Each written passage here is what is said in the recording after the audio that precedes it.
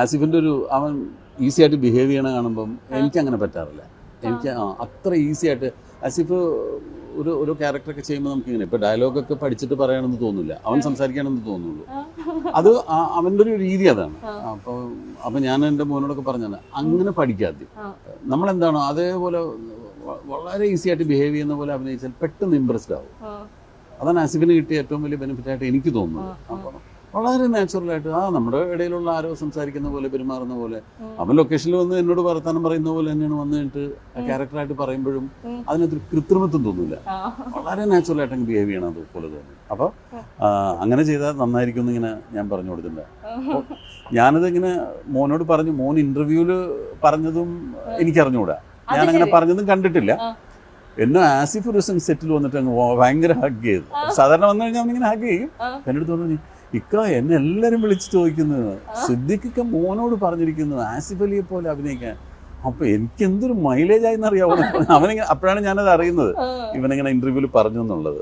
അല്ല, എന്നാലും മകനും സിനിമയിലേക്ക് വരണം എന്ന് പറയുമ്പോഴത്തേക്കും ചില ആക്ടേഴ്സ് അതിനെ ഭയങ്കരമായിട്ട് എതിർക്കും. വേണ്ട, നിങ്ങൾ വേറൊരു വഴി തേടൂ എന്ന് പറയും. എന്താ സിദ്ദിഖ് എന്തായിരിക്കും മോനോട് അങ്ങനെ ആദ്യമായിട്ട് വന്ന് പറഞ്ഞപ്പോൾ ഒരു റെസ്പോൺസ് കൊടുത്തത് എന്തായിരുന്നു? എനിക്ക് വലിയ സന്തോഷമല്ല. എനിക്ക് എൻ്റെ മക്കളൊക്കെ സിനിമയിലൊക്കെ വരണം എന്ന് തന്നെയാണ് എൻ്റെ ആഗ്രഹം. കാരണം ഞാൻ ഇത്രയും കാലം ഇടപെട്ടൊരു മേഖലയാണ്. അവിടെയുള്ള എത്രയോ ആളുകളെ എനിക്കറിയാം. അല്ലെങ്കിൽ അവിടെ എങ്ങനെയാണ് അവിടെ നമ്മൾ വളരേണ്ടതെന്നൊക്കെ എനിക്ക് മനസ്സിലാക്കാനും പറഞ്ഞു കൊടുക്കാനൊക്കെ പറ്റും. ആ സമയത്ത് വേറൊരു മേഖലയിൽ പോയിട്ട് നീ എങ്ങനെ സക്സസ് ആവണമെന്ന് ഞാൻ അങ്ങനെ പറഞ്ഞു കൊടുക്കും, എനിക്കറിയില്ല ഒന്നിനെ പറ്റി. അപ്പൊ എനിക്കൊരു അവരെ ഗൈഡ് ചെയ്യാൻ പറ്റിയൊരു മേഖല സിനിമ തന്നെയാണ്.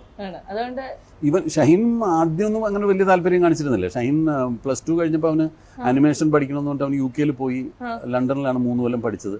അത് കഴിഞ്ഞ് തിരിച്ച് നാട്ടിൽ വന്നതിന് ശേഷം എപ്പോഴാണ് ഇതിനോടൊരു താല്പര്യം ഉണ്ടെന്ന് മനസ്സിലാക്കുന്നതും പിന്നീട് പത്തേമാരി എന്നുള്ള സിനിമയിൽ അഭിനയിക്കുന്നതൊക്കെ. അപ്പൊ എനിക്കത് വലിയ സന്തോഷമുള്ള കാര്യമാണ്. നായകൻ വരെ വരട്ടെ. നമ്മളിപ്പോ ചില സിനിമ ലേലം, വാത്സല്യം അങ്ങനെയൊക്കെയുള്ള സിനിമകളുടെ എടുത്തു കഴിഞ്ഞാൽ കടവിനെയും കാണുമ്പോൾ ആരാണേലും ഇരുന്ന് കരയുമല്ലോ. ബിക്കോസ് കരയാനുള്ള ക്യാരക്ടറും കരയാനുള്ള ഡയലോഗുകളൊക്കെ ഇഷ്ടംപോലെ അതിനകത്തുണ്ടല്ലോ. ഈ സിനിമകളൊക്കെ കാണുമ്പോഴത്തേക്കും ഈ കരഞ്ഞ നടൻ എന്താ തോന്നാറുള്ളത് നമ്മുടെ ആ ക്യാരക്ടർ കാണുമ്പോഴത്തേക്കും? കുറച്ചുകൂടെ നന്നായിട്ട് കരയിപ്പിക്കാമായിരുന്നു എന്ന് തോന്നും. അല്ലാതെ അതൊക്കെ ഡബ് ചെയ്യുമ്പോഴൊക്കെ നമുക്ക് ഡബ് ചെയ്താലും മതിയാവില്ല. ഇതായിരിക്കുമോ ഈ പുരുഷന്മാർ കരയുന്നത് എപ്പോഴും പെട്ടെന്ന് ആളുകൾ കൂവാനും ചിരിക്കാനും സാധ്യതയുള്ളൊരു, പെൺകുട്ടികൾ കരയുന്ന പോലല്ല. ആണുങ്ങളെ കരയുന്ന കാണുമ്പോൾ കണ്ടു നിൽക്കുന്നവർ പെട്ടെന്ന് ചിരിക്കും. ആ ചിരി വരരുതല്ലോ.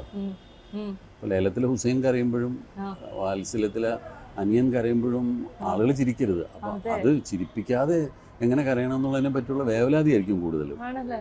എന്റെ ചേട്ടാ, എന്നാൽ ഇത് എങ്ങനെ സാധിക്കുന്നത്? അതായത് ഈ വേഴ്സറ്റൈൽ ആക്ടർ എന്ന് പറയുന്ന വേർഡ് മലയാളത്തിലെ ഏറ്റവും അധികം ആളുകൾ പറഞ്ഞു കേട്ടിട്ടുള്ളത് സിദ്ദിഖിനെ കുറിച്ചാണ്.